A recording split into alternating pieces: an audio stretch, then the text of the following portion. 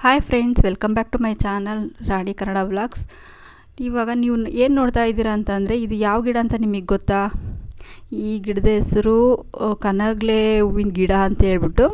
ಈ ಹೂವು ಒಂದು ಟೈಮಲ್ಲಿ ಎಷ್ಟು ಮುಖ್ಯ ಆಗಿರುತ್ತೆ ಅಂತಂದರೆ, ಅವಾಗ ಒಂಥರ ಉಸಿರು ಕಡ್ದಂಗೆ ಆಗಿರುತ್ತೆ. ಏನಕ್ಕೆ ಅಂತಂದರೆ, ಎಲ್ಲರೂ ದೇವರು ಅಂತ ಮಾಡ್ತಾರೆ ನಮ್ಮೂರಲ್ಲಿ, ನನ್ನ ಗಂಡನ ಮನೆ ಕಡೆ.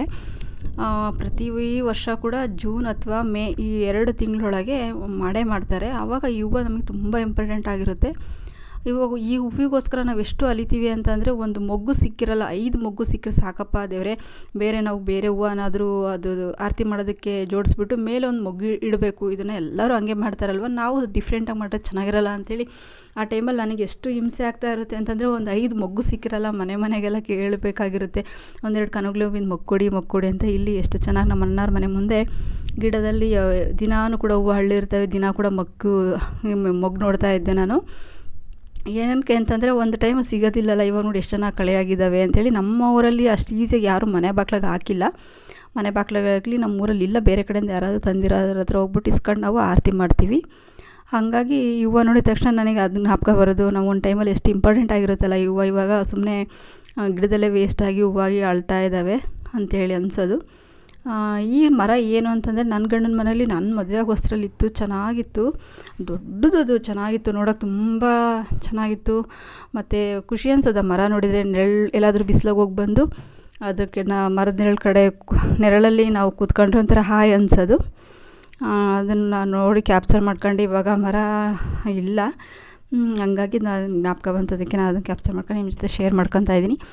ನನ್ನ ಮಗಳ ಹತ್ರ ನಾನು ಏನು ಮಾತಾಡ್ತಿದ್ದೀನಿ ಅಂತಂದರೆ, ನಾನು ಮ್ಯೂಟ್ ಮಾಡಿದ್ದೀನಿ. ಏನಕ್ಕೆ ಅಂತಂದರೆ, ಒಂದು ಹಾಡು ಬರ್ತಾಯಿತ್ತು, ಸಾಂಗ್, ಅದು ಕಾಪಿರೈಟ್ ಬರುತ್ತೆ ಅಂತ ಹೇಳ್ಬಿಟ್ಟು ನಾನು ಮ್ಯೂಟ್ ಮಾಡಿದ್ದೀನಿ.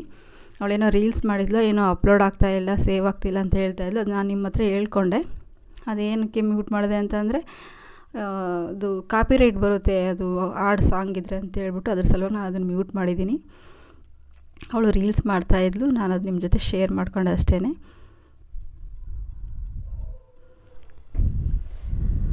ಹಾಯ್ ಫ್ರೆಂಡ್ಸ್, ನಾವು ಇಷ್ಟೊತ್ತು ರೀಲ್ಸ್ ಮಾಡಿದೆ, 1-2 ಯೂಟ್ಯೂಬ್ಗೆ ಅಪ್ಲೋಡ್ ಮಾಡೋದಕ್ಕೆ 1-2 ವೀಡಿಯೋ ಮಾಡಿದೆ. ಇಷ್ಟೊತ್ತು ನನ್ನ ಮಗಳು ಹೊರಗಡೆ ಕಳಿಸಿ ನಾನು ಅವಳಿಗೆ ನಾಚಿಕೆ ಆಗುತ್ತೆ ಅಂತ ಬಾಗ್ಲಾಕಿ ವೀಡಿಯೋ ಮಾಡ್ತೀನಿ. ನನ್ನನ್ನು ಹೊರಗಡೆ ಕುಂಡಿಸಿ ಅವಳು ಬಾಗ್ಲಾಕೊಂಡು ವೀಡಿಯೋ ಮಾಡ್ತಿದ್ದೆ, ಅವಳಿಗೆ ನಾಚಿಕೆ ಆಗುತ್ತೆ ಅಂತೆ. ಅದಕ್ಕೆ ನಾನು ಸ್ವಲ್ಪ ಹೊತ್ತು ಇಲ್ಲೇ ಕೂತ್ಕೊಂಡಿದ್ದೀನಿ ಹೊರಗಡೆ. ನಾನು 1-2 ಮಾಡಿದೆ ಯೂಟ್ಯೂಬ್ಗೆ. ಬಿಸ್ಕೆಟ್ ಇತ್ತು, ಬಿಸ್ಕೆಟ್ ತಿಂದೆ. ಇದು ಬಿಸ್ಕೆಟ್ ತಿಂದೆ, ಚೆನ್ನಾಗಿದೆ ಬಿಸ್ಕೆಟ್, ಒಂಥರ ತಿನ್ನೋದಕ್ಕೆ ಟೇಸ್ಟಿ ಅನಿಸುತ್ತೆ ಇದು ಬಿಸ್ಕೆಟ್. ನನಗೆ ಬಿಸ್ಕೆಟ್ ಅಷ್ಟಾಗಿ ಇಷ್ಟ ಆಗ್ತಿಲ್ಲ, ನಾನು ಬಿಸ್ಕೆಟ್ ಜಾಸ್ತಿ ತಿನ್ನೋದೇ ಇಲ್ಲ ಆ್ಯಕ್ಚುಲಿ ಹೇಳ್ಬೇಕಂದ್ರೆ. ಬಿಸ್ಕೆಟು ಬ್ರೆಡ್ಡು ತಿನ್ನಲ್ಲ. ಇಲ್ಲಿ ಬಂದಾಗ ಇದು ಇಷ್ಟ ಆಗ್ತಾಯಿದೆ, ಚೆನ್ನಾಗಿದೆ ಅನಿಸುತ್ತೆ ನನಗೆ. ತಿನ್ನೋದಕ್ಕೊಂಥರ ಮೆತ್ತಗಿದ್ರೂ ಕೂಡ ಇದು ತಂಪಿರುತ್ತಲ್ವ ವಾತಾವರಣಕ್ಕೆ. ಬಿಸ್ಕೆಟ್ ಓಪನ್ ಆಗಿತ್ತು ಅಂದರೆ ಈ ಥರ ಒಂಥರ ಮೆತ್ತಗಾಗಿರುತ್ತೆ, ಆದರೂ ಕೂಡ ತಿಂತೀನಿ, ಚೆನ್ನಾಗಿರುತ್ತೆ. ನಮ್ಮೂರಾಗಿದ್ದಾಗ ಬಿಸ್ಕೆಟೇ ತಿಂತಾ ಇರಲಿಲ್ಲ, ನಂಗೆ ಇಷ್ಟ ಆಗ್ತಿಲ್ಲ. ಇತ್ತೀಚಿನ ದಿನಗಳಲ್ಲಿ ಇಷ್ಟ ಆಗ್ತಾ ಇರಲಿಲ್ಲ. ಇವಾಗ ಪರವಾಗಿಲ್ಲ, ಇದೊಂಥರ ತಿನ್ನೋದಕ್ಕೆ ಮೆತ್ತಗಿದ್ರೂ ಕೂಡ ತಿಂತೀನಿ. ಕ್ರಿಸ್ಪಿಯಾಗಿ ಗರಿಯಾಗಿರುತ್ತಲ್ಲ, ಓಪನ್ ಮಾಡಿದ ತಕ್ಷಣ ಒಂಥರ ಕರುಮ್ ಅನ್ನೋತ್ತಲ್ಲ, ಅದು ಕ್ರಿಸ್ಪಿಯಾಗಿದ್ದರೂ ಕೂಡ ತಿಂತಾಯಿದ್ದೆ. ಇದು ಮೆತ್ತಗಿದ್ರೂ ಕೂಡ ಟೇಸ್ಟಿಯಾಗಿರುತ್ತೆ, ಚೆನ್ನಾಗಿರುತ್ತೆ ಈ ಬಿಸ್ಕೆಟು. ನಮ್ಮೂರಲ್ಲಿ ಇಷ್ಟನೇ ಆಗ್ತಾಯಿಲ್ಲ, ಟೀ ಒಳಗೂ ಎತ್ಕೊಂಡು ತಿಂತಾರಿಲ್ಲ, ಕಾಫಿ ಒಳಗೆ ಎತ್ಕೊಂಡು ತಿಂತಾ ಇರಲಿಲ್ಲ. ಚೆನ್ನಾಗಿದೆ ಇದೊಂಥರ ಬಿಸ್ಕೆಟ್. ಇಲ್ಲಿ ಬಂದಾಗ ಇಷ್ಟ ಆಗ್ತಾಯಿದೆ, ಇಷ್ಟು ತಿಂತಾಯಿದ್ದೀನಿ.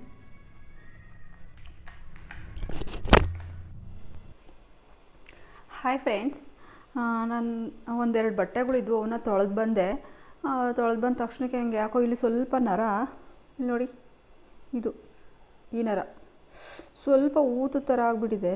ಇದು ಊತ, ಇದು ಕಾಣ್ತಾ ಇದೆಯಲ್ವಾ, ಇದು ಊತ ಬಂದಂಗೆ ಕಾಣ್ತಾ ಇದೆ. ಯಾಕೋ ತುಂಬ ನೋವ್ತಾ ಇದೆ, ಏನಕ್ಕೆ ಗೊತ್ತಿಲ್ಲ.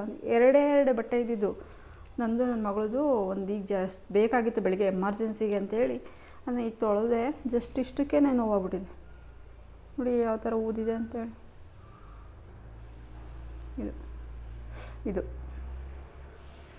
ಇದಕ್ಕಿವಾಗ ಮೆಂತೋ ಪ್ಲಸ್ ಹಚ್ತೀನಿ ನೋಡಿ.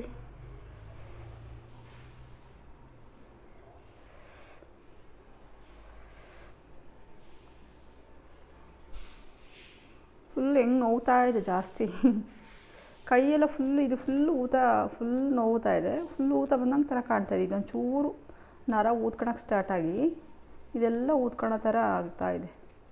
ಸುಮ್ಮನೆ 2 ಬಟ್ಟೆ ಹೋಗಿ ಹಿಂಗೆ ವಾಶ್ ಮಾಡಿ ಬಂದೆ, ಅಷ್ಟಕ್ಕೆ ಊತವ ಸ್ಟಾರ್ಟ್ ಆಗಿಬಿಟ್ಟಿದೆ.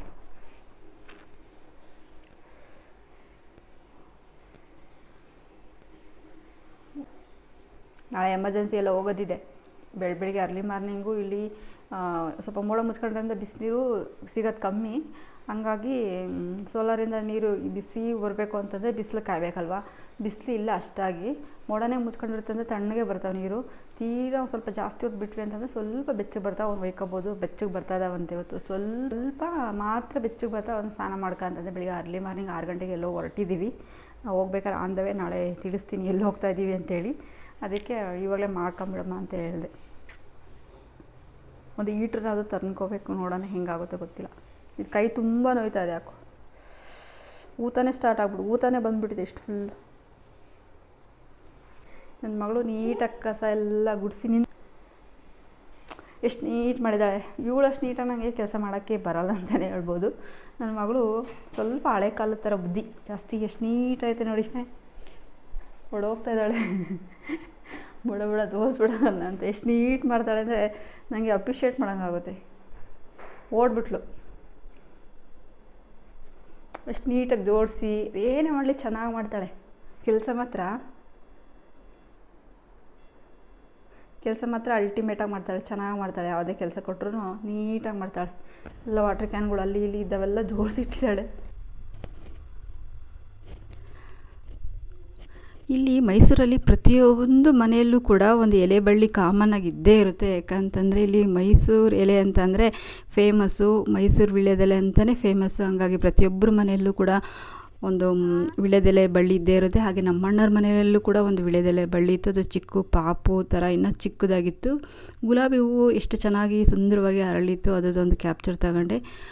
ಓಕೆ ಫ್ರೆಂಡ್ಸ್, ನನ್ನ ಒಂದು ಈ ವಿಡಿಯೋ ನಿಮಗೆ ಇಷ್ಟ ಆಗಿದ್ದರೆ ಲೈಕ್ ಮಾಡಿ, ಶೇರ್ ಮಾಡಿ, ಕಮೆಂಟ್ ಮಾಡಿ, ಹಾಗೆ ಸಬ್ಸ್ಕ್ರೈಬ್ ಆಗೋದನ್ನು ದಯವಿಟ್ಟು ಮರಿಬೇಡಿ ಅಂತ ಹೇಳ್ತಾ ಮತ್ತೆ ಮುಂದಿನ ವ್ಲಾಗಲ್ಲಿ ಸಿಗ್ತೀನಿ. Okay bye, take care, love you all.